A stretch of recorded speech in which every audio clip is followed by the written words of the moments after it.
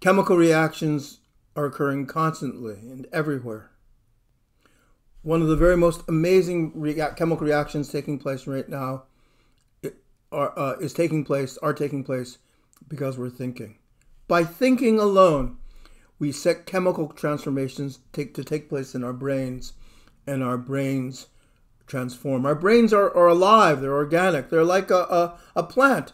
A plant, to grow, it needs sunshine, it needs rain, it needs minerals. And our brain, to grow, for science, for STEM, is going to need the right combination of stimuli. And so we're going to set out then in Chem 2070 to give you those stimuli, to have your scientific reasoning get as strong as possible, your ability to solve problems as clear and as correct. And we're going to try to give you everything that your brain needs to grow the best it can. So while on the one hand, the lecture portion of the course looks easy, you go to lectures twice a week, 1 week, second week, third week, fourth week, fifth week, you take the exams. Already, just looking at that doesn't look like the right combination of stimuli to help a brain grow well. What else does your brain need? Well, before each lecture, you should spend around half an hour before each lecture just preparing for the lecture material so that you understand the lecture when you hear it as best as you can. And so we have in 2070 pre-lecture prep work for you to do around half an hour before each lecture. And then after the lecture and the pre-lecture, you've learned the material, it's sort of gelling. You need to solidify the knowledge. That takes around an hour for each lecture. And so we have post-lecture problems for you to solve to solidify that knowledge.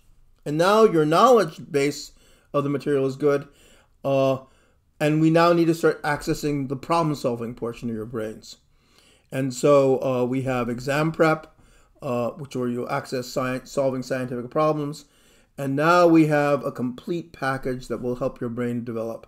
Pre-lecture prep, lectures, post-lecture problems, solidifying the knowledge, exam prep, accessing problem-solving skills. And now we do that every week, that cycle. And at the end of 5 weeks, we measure the healthy growth in your brain through the exam. What does that look like in a weekly schedule? You know about the lectures. That's when they are. Starting the morning before your lecture, take do the Canvas work and the pre-lecture prep for half an hour. Then after, in the 24, 36 hours after the lectures, solidify your knowledge and material through post-lecture problems. That leaves around half the week empty. We fill that in problem-solving skills in flipped class and peer-led exam prep. Okay, so it sounds like this is the right set of stimuli that makes the brain grow. What evidence do we have that it's true? And we have good evidence. Students who embraced this in full stimuli package last year, and we required students then to go to the peer-led.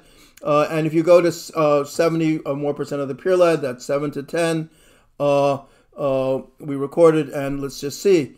Last year, students who did the complete package of brain stimulation, 40% got an A, 40% got a B, and 20% got a C.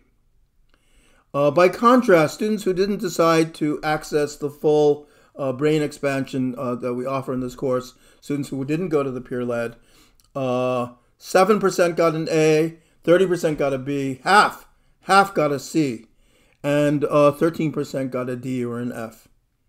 So, access all your parts of the brain in the weekly cycle.